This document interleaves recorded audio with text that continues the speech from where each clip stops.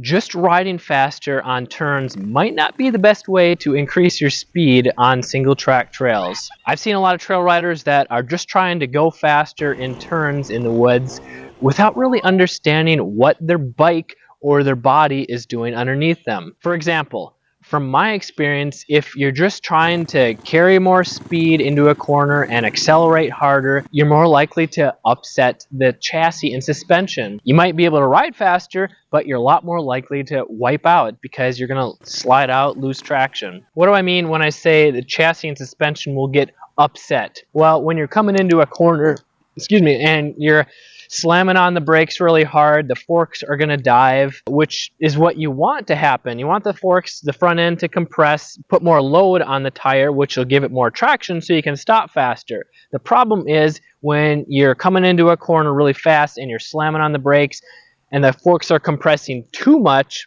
and you're already in the turn, they're going to rebound. And when they rebound, that's going to release the load on the front tire. So you're going to get a lot of traction. Then when you let go, you're going to lose a lot of traction. And if you're already turning, that's when the front tire wants to slide out. So you slam on the brake, let go. And then when you're trying to accelerate really hard, once you're already in the corner, you give it a lot of throttle, the suspension is going to be bouncing back and forth. So brake hard, accelerate hard, brake hard, accelerate hard, or just being really jerky with the throttle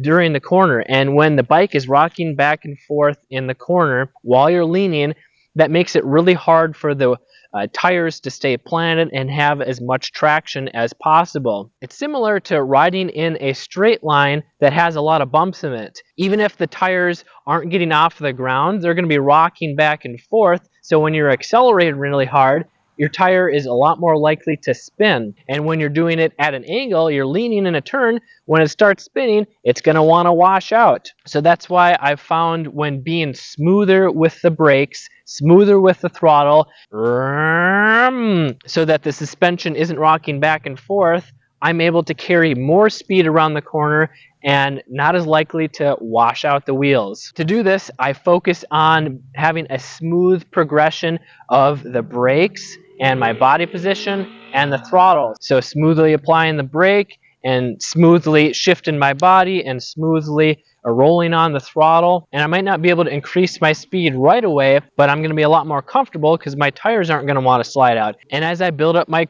comfort and confidence, I'm going to be able to ride faster without losing control. This can be done by forming positive riding habits by mastering basic techniques. It can be mastered even quicker with a proper coach who can point out and critique the technique of a trail rider by watching video footage. What do you think? Was this easy to understand?